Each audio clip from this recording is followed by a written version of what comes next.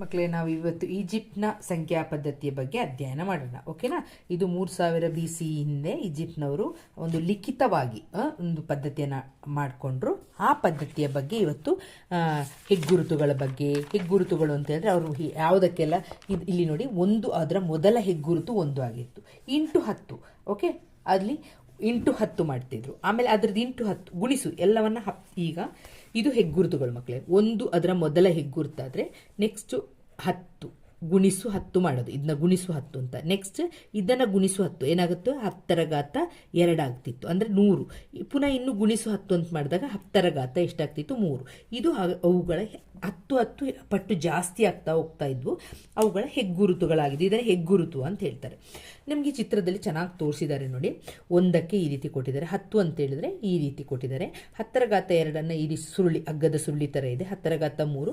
ಇದನ್ನು ನೀವೇನು ಮಾಡಬೇಕಾಗುತ್ತೆ? ಕರೆಕ್ಟಾಗಿ ಕಲ್ತ್ಕೋಬೇಕಾಗುತ್ತೆ. ನೀವು 10ರ ಘಾತ 2 ಅಂತ ಹೇಳಿದ್ರೆ ಏನು? 100 ಅಂತ ಅರ್ಥ. 10ರ ಘಾತ 3 ಅಂತ ಹೇಳಿದ್ರೆ ಏನು? 1000 ಅಂತ ಅರ್ಥ. ಅರ್ಥ ಇಲ್ಲ? ಇದು 10,000, ಇದು ಲಕ್ಷ. ಅರ್ಥ ಆಯ್ತಲ್ಲ ಮಕ್ಕಳೇ? ಈ ರೀತಿ ಹೋಗ್ತಾ ಇದೆ. ಲಕ್ಷ, 10 ಲಕ್ಷ, ಕೋಟಿ, ಹೀಗೆ ಹೋಗಿದೆ. ಅರ್ಥ ಆಯ್ತಲ್ವಾ? ಈಗ ನೀವು ಕರೆಕ್ಟಾಗಿ ಪರ್ಫೆಕ್ಟಾಗಿ ಕಲ್ತಿರ್ಬೇಕು. ಈಗ ನಮಗೆ ನೋಡಿ ಒಂದು ಕೊಟ್ಟಿದ್ದಾರೆ, ಏನು ಮಾಡಿದರೆ 324 ಅಂತ ಕೊಟ್ಟಿದ್ದಾರೆ. 324. ಇದನ್ನು ನಿಮಗೆ ರೋಮನ್ ಸಂಖ್ಯೆಯಲ್ಲಿ ನಾವು ಹೇಗೆ ಬಿಡಿಸ್ತಿದ್ವೋ ಅದೇ ಥರ ನಾವು ಇದನ್ನು ಬಿಡಿಸೋಣ. ವಿಸ್ತರಿಸಿ ಬರೆಯೋದು ನೀವು ಸಣ್ಣ ಕ್ಲಾಸಲ್ಲಿ ಕಲ್ತಿದ್ದೀರಾ. 320 ಪ್ಲಸ್ 4. ಈಗ 100ಕ್ಕೆ ಯಾವ ಸಂಕೇತ ಅಂತ ನಿಮ್ಗೆ ಗೊತ್ತಿರಬೇಕಲ್ಲ. ಯಾವ ಸಂಕೇತ? ಕ್ವಶನ್ ಮಾರ್ಕ್ ಥರ ಇದೆಯಲ್ಲ, ಅದನ್ನು ಸುರುಳಿ ಅಂತ ಹೇಳ್ತಾರೆ. ಅದನ್ನು ಎಷ್ಟು ಸಲ? ಅದು 100, 100, 200, 300. ಈಗ ಎಷ್ಟಾಯಿತು? 300 ಆಯಿತು. 20.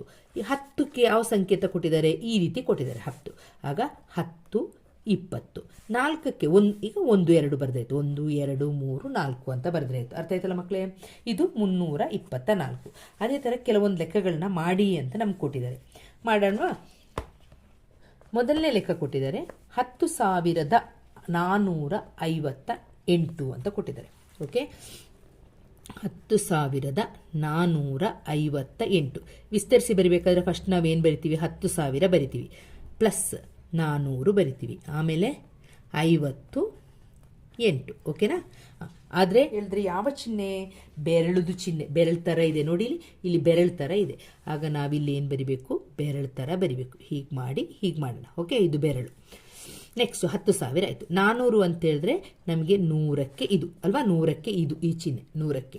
ಆಗ 100ಕ್ಕೆ ಈ ಚಿಹ್ನೆ ಇರೋದ್ರಿಂದ ಎಷ್ಟು ಸಲ ಬರಿಬೇಕು ನಾವು? 400ನ 4 ಸಲ. 100 ಆಯಿತು, 200 ಆಯಿತು, 300 ಆಯಿತು, 400 ಆಯಿತು. 50 ಅಂತ ಕೊಟ್ಟಿದ್ದಾರೆ. ಆಗ 10ನ್ನು ಎಷ್ಟು ಸಲ ಬರಿಬೇಕು ಮಕ್ಕಳೇ? 5 ಸಲ. 10, 20, 30, 40, 50 ಆಯಿತು. 8, 1 2 3 4 5 6 7 8. ಅರ್ಥ ಆಯ್ತಲ್ವಾ? ನೆಕ್ಸ್ಟ್ ಪ್ರಶ್ನೆ ಕೇಳಿದರೆ 1023. 1023. ಆಗ ವಿಸ್ತರಿಸಿದ್ರೆ ನಿಮಗೆ 1000 ಫಸ್ಟ್ ಬರಿಬೇಕು, ಆಮೇಲೆ 20 ಬರಿಬೇಕು, ಆಮೇಲೆ 3 ಬರಿಬೇಕು. 1000 ಅಂತ ಹೇಳಿದ್ರೆ ಯಾವ ಥರ ಕೊಟ್ಟಿದ್ದಾರೆ ನೋಡಿ ಇಲ್ಲಿ. 1000ವನ್ನು ಯಾವ ರೀತಿ ಕೊಟ್ಟಿದ್ದಾರೆ? ಈ ಥರ ಕೊಟ್ಟಿದ್ದಾರೆ ಅಲ್ವಾ? ಹಾಗೆ ಬರೆಯೋಣ ನಾವು ಸಹ.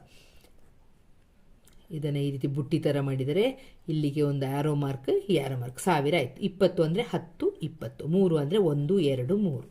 ನೆಕ್ಸ್ಟ್ ಸಂಖ್ಯೆ 2660. ಆಗ 1000ನ ಎಷ್ಟು ಸಲ ಬರಿಬೇಕು? 2 ಸಲ ಬರಿಬೇಕು. ಓಕೆ, ಇದನ್ನ 2000 ಅಂತಲೇ ಬರೆಯೋಣ. 2000 ಪ್ಲಸ್ 600 ಪ್ಲಸ್ 60 ಅಷ್ಟೇ.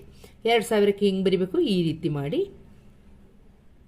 ಹೂವಿನ ಬುಟ್ಟಿ ಥರ ಇದೆ ಮಕ್ಕಳೇ. 1000 ಈ ರೀತಿ ಮಾಡಿ 2000 ಆಯಿತು. 600 ಅಂತ ಹೇಳಿದ್ರೆ ಕ್ವಶನ್ ಮಾರ್ಕನ್ನು 100, 200, ಇದು ಸುರುಳಿ ಥರ ಇದೆ. 300, 400, 500, 600 ಅಲ್ವಾ? 60.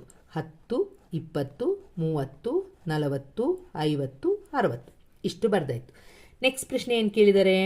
784. ವಿಸ್ತರಿಸಿದ್ರೆ ಫಸ್ಟ್ ನಾವೇನನ್ನು ಬರಿಬೇಕು? 700 ಬರಿಬೇಕು, ಮತ್ತೆ 80, ಆಮೇಲೆ 4. ಇಲ್ಲಿ 500ಕ್ಕೆ ಏನು ಬೇರೆ ಚಿಹ್ನೆ ಇಲ್ಲ, ನಾವು 100ಅನ್ನೇ ಹಿಡ್ಕೋಬೇಕು. 100ಕ್ಕೆ ಯಾವ ಚಿಹ್ನೆ ಮಕ್ಕಳೇ? ಕ್ವಶನ್ ಮಾರ್ಕ್ ಥರ ಇರೋದು. 1 100 ಆಯಿತು, 200 ಆಯಿತು, 300, 400, 500, 600, 700, 80. 80ಕ್ಕೆ ಯಾವುದು? 10 ತಗೋಬೇಕು. 10, 20, 30, 40, 50, 60, 70, 80. 4. 4ಕ್ಕೆ ಯಾವ ಚಿಹ್ನೆ? ನಂಬರ್ ಲೈನು ಅಲ್ವಾ? 1 2 3 4. ಇಲ್ಲಿಗೆ 784 ಮುಗೀತು. ನೆಕ್ಸ್ಟ್ ಕೇಳಿದ್ದು 1111. ಬಿಡಿಸಿದಾಗ ಫಸ್ಟ್ ನಾವು ಯಾವುದನ್ನು ಬರೀಬೇಕು? 1000, ಆಮೇಲೆ 100, ಆಮೇಲೆ 10, ಆಮೇಲೆ 1 ಅಲ್ವಾ? ಈಗ 1000 ಅಂತ ಹೇಳಿದ್ರೇನು? ಹೂ ಬುಟ್ಟಿ ಥರ ಇದೆಯಲ್ಲ ಅದು. ಈ ರೀತಿ ಮಾಡಿ 1000. 100 ಪುನಃ ಕ್ವಶನ್ ಮಾರ್ಕ್ ಮಾಡಿದ್ರೆ 100 ಆಯಿತು. 10 ಈ ರೀತಿ ಲಾಳಾಕಾರವಾಗಿದೆ. 10, 1. ಈಗ 1111. ನೆಕ್ಸ್ಟ್ ಪ್ರಶ್ನೆ 70,000. ಈಗ ನಿಮ್ಗೆ ಗೊತ್ತಿರಬೇಕು 70,707. 10,000ಕ್ಕೆ ಯಾವ ಚಿಹ್ನೆ ಇಲ್ಲಿರೋದು? 10,000ಕ್ಕೆ 1000ಕ್ಕೆ ನಿಮಗೆ ಈ ರೀತಿ ಬುಟ್ಟಿ ಥರ ಇದ್ದರೆ, ಹೂ ಬುಟ್ಟಿ ಥರ ಇದ್ದರೆ, 10,000ಕ್ಕೆ ಈ ಥರ ಬೆರಳು ಥರ ಇದೆ ಮಕ್ಕಳೇ, ಅದನ್ನು ಮರಿಬಾರ್ದು. ಓಕೆನಾ? ಈಗ 70,000 ಅಂತ ಹೇಳಿದ್ರೆ ಆ ಬೆರಳಿನ ಆಕೃತಿ ಫಸ್ಟು 70,000 ವಿಸ್ತರಿಸ್ಕೊಳ್ಳಿ. 70,000 plus 700 plus 7. ಈಗ 70,000ಕ್ಕೆ ಈ ಬೆರಳಿನ ಆಕೃತಿಯನ್ನು ಒಂದು ಸಲ, 2 ಸಲ, 3 ಸಲ, 4 ಸಲ, 5, 6, 7 ಸಲ ಬರ್ದಿದ್ದೀನಿ. 700 ಕ್ವಶನ್ ಮಾರ್ಕು. 100, 200, 300, 400, 500, 600, 700 ಆಯಿತು. 7 1 2 3 4 5 6 7. ಈಸಿ ಇದೆಯಲ್ವಾ ಮಕ್ಕಳೇ? ಈಸಿ ಇದೆ. ಸ್ವಲ್ಪ ಈ ಚಿತ್ರ ಬಿಡಿಸೋದು, ಕೈ ಬೆರಳು ಚಿತ್ರ ಬಿಡಿಸೋದು ಮಾತ್ರ ಸ್ವಲ್ಪ ನೋಡ್ಕೊಂಡು ಬಿಡಿಸಿ, ಆಯ್ತಾ? ನೆಕ್ಸ್ಟ್ ಇದು ಮೊದಲನೇ ಫಸ್ಟ್ ಮೇನಲ್ಲಿ ಕೊಟ್ಟಂತಹ ಪ್ರಶ್ನೆ. ಇದನ್ನು ಕಲ್ತೀವಿ. ಈ ಅಂಕಿಗಳು ಯಾವ ಸಂಖ್ಯೆಯನ್ನು ಸೂಚಿಸ್ತದೆ? ಇದನ್ನು ನೋಡಿದ ತಕ್ಷಣ ನಿಮ್ಗೆ ಗೊತ್ತಿದೆ ಏನು ಕ್ವಶನ್ ಮಾರ್ಕ್ ಅಂತ ಹೇಳಿದ ತಕ್ಷಣ ನಿಮಗೆ ಇಲ್ಲಿ ನೋಡಿ 100 ಅಂತ ಗೊತ್ತಿದೆ. ನೀವು ಕಲ್ತಿದ್ದೀರಿ 100. ಈಗ ಇಷ್ಟೊತ್ತು ಮಾಡಿದ್ರಿಂದ ನೀವು ಪರ್ಫೆಕ್ಟ್ ಆಗಿರ್ತೀರಾ ಅಂತ ತಿಳ್ಕೊಳ್ತೀನಿ. 100, 200, 200 ಆಯ್ತಾ? 10, 20, 30, 40, 50, 60, 70, 270 ಆಯಿತು. ಇಲ್ಲಿ ಎಷ್ಟಿದೆ? 1 2 3 4 5 6, 276 ಅಂತ ಬರೀತೀರ. ಅದೇ ಥರ ಇದನ್ನು ಸಹ ಇದು 1000 ಅಲ್ವಾ? 1000, 2000, 3000, 4000, 4100, 4200, 4300, 320, 10 10 20, 22. ಓಕೆನಾ? ನೀವು ಬರ್ದಿರ್ತೀರಾ ಅಂತ ತಿಳ್ಕೊಳ್ತೀನಿ. ನೆಕ್ಸ್ಟ್ ಅದೇ ಥರ ಇಲ್ಲಿ ನಮಗೆ ಆಧಾರ 10ರ ಪದ್ಧತಿ ಬಂದಿದ್ದಾರೆ. ಅದೇ ಥರ ಅವ್ರು ಏನು ಮಾಡಿದ್ದಾರೆ? ಆಧಾರ 5ರ ಪದ್ಧತಿಯನ್ನು ಸಹ ಹೇಳಲಿಕ್ಕೆ ಅವ್ರು ಹೊರಟಿದ್ದಾರೆ. ಹೆಗ್ಗುರುತು ಇಲ್ಲಿ ಏನಾಗುತ್ತೆ? ಒಂದೇ. ಸ್ಟಾರ್ಟಿಂಗ್ ಹೆಗ್ಗುರುತು ಒಂದೇ ಬರುತ್ತೆ. 5ರ ಘಾತ 0 ಅಂತ ಹೇಳಿದ್ರು 1, 10ರ ಘಾತ 0 ಅಂತ ಹೇಳಿದ್ರು ಒಂದೇ. ನಾವು ಘಾತ ಸಂಖ್ಯೆಯಲ್ಲಿ ಕಲ್ತಿದ್ದೀವಿ ಅಲ್ವಾ? ಇಲ್ಲಿ 5 ಪಟ್ಟು ಜಾಸ್ತಿ ಆಗುತ್ತಾ ಹೋಗುತ್ತೆ ಮಕ್ಕಳೇ. ಇಂಟು 5 ಮಾಡಿದಾಗ 5ರ ಘಾತ 1 ಆಗುತ್ತೆ. ಓಕೆ, ಅಂದರೆ 5 ಪುನಃ ಇಂಟು 5 ಮಾಡಿದ್ರೆ 5ರ ಘಾತ 2, 5ರ ಘಾತ 4 ಈ ರೀತಿ ಹೋಗ್ತಾ ಇರ್ತದೆ. ಅದಕ್ಕೆ ಚಿಹ್ನೆಗಳನ್ನು ಸಹ ಕೊಟ್ಟಿದ್ದಾರೆ. ಓಕೆನಾ? ಈ ಚಿಹ್ನೆಗಳು ನಿಮಗೆ ಕರೆಕ್ಟಾಗಿ ಗೊತ್ತಿರಬೇಕು. ಈಗ ಫಾರ್ ಎಕ್ಸಾಂಪಲ್ 143 ಅಂತ ಕೊಟ್ಟಿದ್ದಾರೆ ಅಂತ 3. ಈಗ ಈ ಚಿತ್ರ ಬಿಡಿಸ್ಬೇಕಾದ್ರೆ ಮಕ್ಕಳೇ ನಮಗೆ ಈ ಹೆಗ್ಗುರುತುಗಳನ್ನು ಫಸ್ಟ್ ನೋಡ್ಕೋಬೇಕು. ಈ 143 ಯಾವುದ್ರ ಪಕ್ಕ ಇದೆ? 125ರ ಪಕ್ಕ ಇದೆ. ಆಗ 143ನ 125ರಿಂದ ಕಳೆದ್ರೆ 13ರಿಂದ 5 ಕಳೆದ್ರೆ ಎಷ್ಟಾಗುತ್ತೆ? 8. ಇಲ್ಲಿ 3 ಇದೆ, 3ರಿಂದ 2 ಕಳೆದ್ರೆ 18 ಉಳ್ಕೊಳ್ತೀವಿ. 143 ಅಂತ ಹೇಳಿದ್ರೆ ನಾನು 125 ಪ್ಲಸ್ 18 ಅಂತ ಬರೀಲ್ಲ? 18 ಅಂತ ಹೇಳಿದ್ರೆ ಇಲ್ಲಿ ಯಾವುದಿದೆ? 18 ಅಂತಿಲ್ಲ, 25 ಜಾಸ್ತಿ ಆಯಿತು. ಆಗ 5ಅನ್ನೇ ನಾವೇನು ಮಾಡಬೇಕಾಗುತ್ತೆ?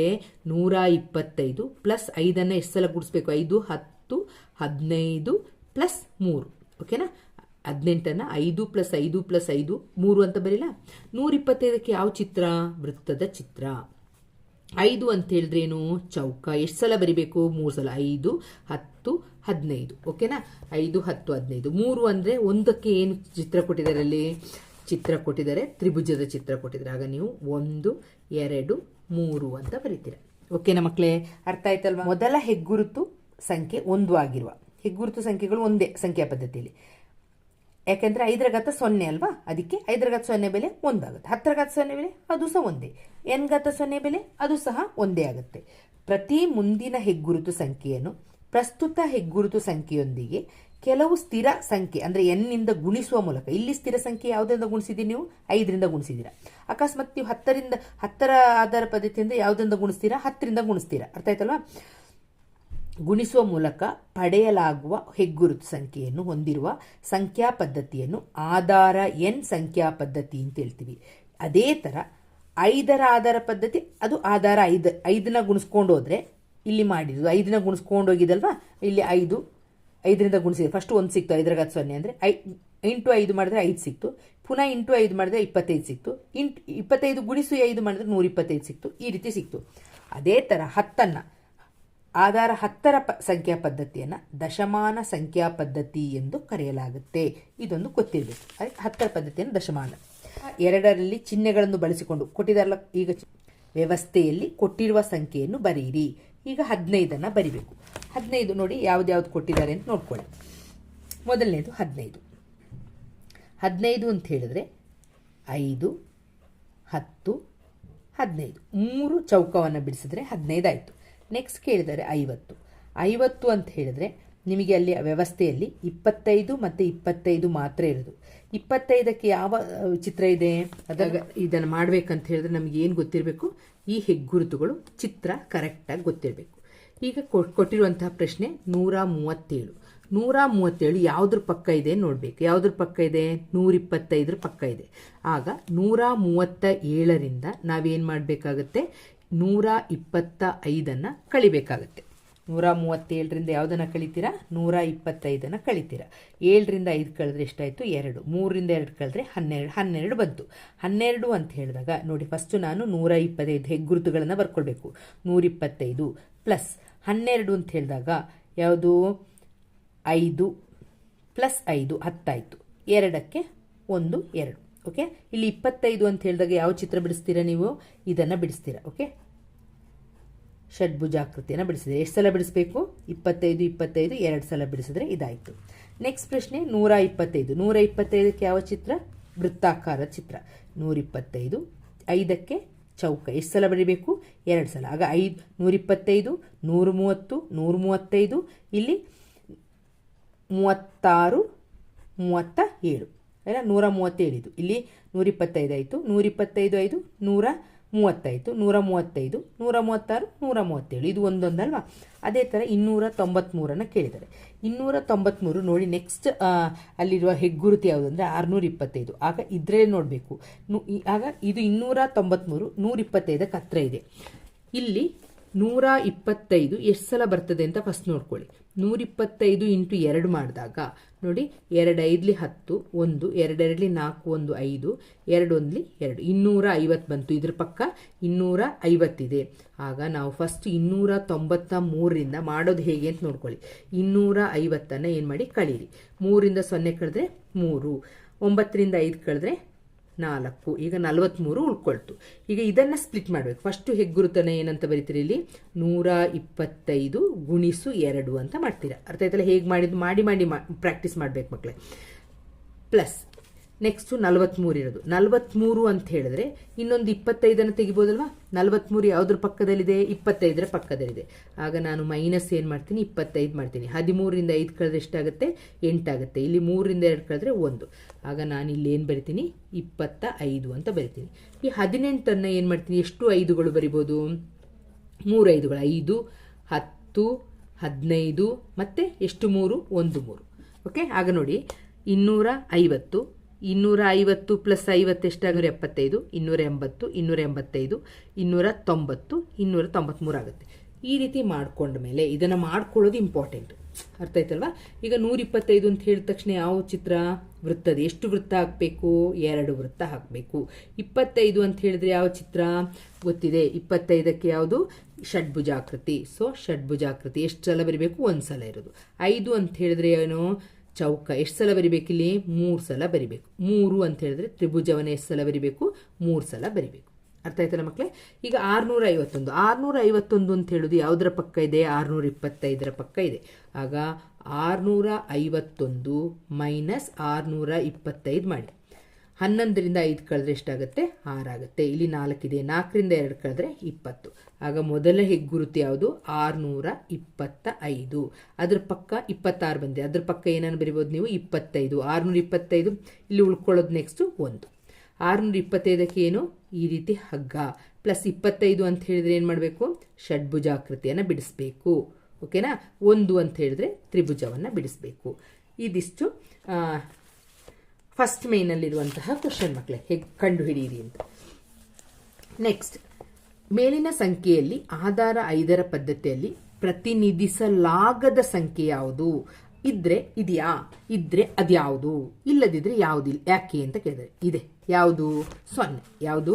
0. ಪ್ರತಿನಿಧಿಸಲಾಗದ ಸಂಖ್ಯೆ ಯಾವುದು? 0. ಯಾಕಿಲ್ಲ ಅಂತ ಹೇಳಿದ್ರೆ ಅದನ್ನು ಇನ್ನೂ ಆವಿಷ್ಕರಿಸಿರಲಿಲ್ಲ. ಓಕೆ, ಅದನ್ನು ಆವಿಷ್ಕರಿಸಿರಲಿಲ್ಲ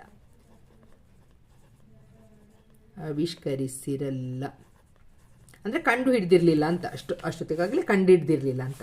ಈಗ ಆಧಾರ 7ರ ವ್ಯವಸ್ಥೆಯ ಹೆಗ್ಗುರುತನ್ನು ಲೆಕ್ಕ ಹಾಕಿ. ಸಾಮಾನ್ಯವಾಗಿ ಆಧಾರ n, ಇದು ನಿಮಗೆ ಗೊತ್ತಿದೆ, n ಘಾತ 0, n ಘಾತ 1, n ಘಾತ 2, n ಘಾತ 3, n ಘಾತ 4 ಡ್ಯಾಶ್ ಡ್ಯಾಶ್ ಡ್ಯಾಶ್. ಅದನ್ನೇ 7ರ ಘಾತ ಬರಿಬೇಕಾದ್ರೆ 7ರ ಘಾತ 0, 7ರ ಘಾತ 1, 7ರ ಘಾತ 2, 7ರ ಘಾತ 3 ಡ್ಯಾಶ್ ಡ್ಯಾಶ್ ಡ್ಯಾಶ್. ಈಗ 7 ಅಂತ ಹೇಳಿದ್ರೆ 1, 7, 7ನ 2 ಸಲ ಗುಣಿಸ್ತೆ, 7 7 49, ಇದು 343, ಇದು ಡ್ಯಾಶ್ ಡ್ಯಾಶ್ ಡ್ಯಾಶ್ ಹೋಗ್ತಾ ಇರ್ತದೆ. ಅರ್ಥ ಆಯ್ತಲ್ಲ? ಇಲ್ಲಿಗೆ ಇದು ಮುಗ್ದಿದೆ ಮಕ್ಕಳೇ. ನೆಕ್ಸ್ಟ್ ಕ್ವಶನನ್ನು ಮುಂದಿನ ಕ್ಲಾಸ್ನಲ್ಲಿ ಮಾಡೋಣ.